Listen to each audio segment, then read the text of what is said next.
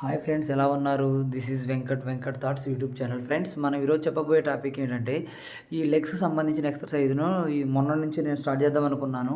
ఏంటంటే 10 km 20 km 30 km అలా కొంతమంది వెళ్తుంటారు కదా మారథాన్కి. అంటే మినీ మారథాన్ కూడా ఉంటుంది 21 km. దానికి నేను సంసిద్ధమవుతున్నాను. నాతో పాటు కొంతమంది ఫ్రెండ్స్ వాళ్ళు కూడా వస్తానని మనతో మాట్లాడడం జరిగింది. ఫ్రెండ్స్, దానికి సంబంధించి ఒక ఎక్సర్సైజ్ చేస్తే దాన్ని బట్టి మేము కూడా ఇంటి దగ్గర ఉండి ప్రాక్టీస్ అయ్యి సరదాగా నా స్ట్రెంత్ ఎంత ఉందో తెలుసుకుందాం అన్నట్టు మాట్లాడుతున్నారు ఫ్రెండ్స్.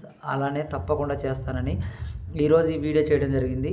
ఈ వీడియోలోని నేను చెప్పేది ఏంటంటే, మన లెగ్స్ అనేవి 5 to 10 కిలోమీటర్స్ వరకు ఎలానో చేస్తాం, కానీ 10 తర్వాత మనం రన్నింగ్ చేయాలంటే మన లెగ్స్ సహకరించవు.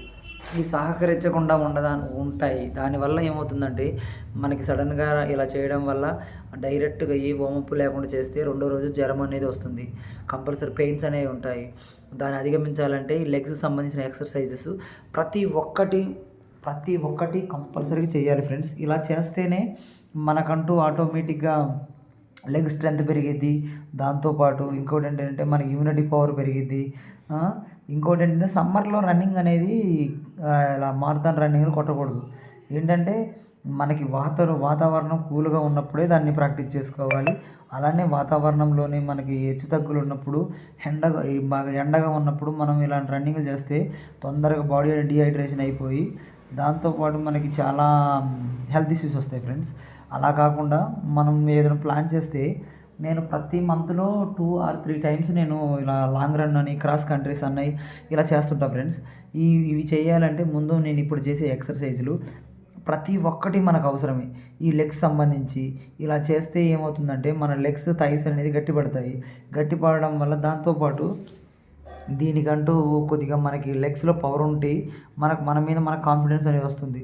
లేదు మనం ఇలా చేయలేము అనుకుంటే మినిమం 5 to 7 కిలోమీటర్స్ అయినా కంపల్సరీ వాక్ చేయాలి.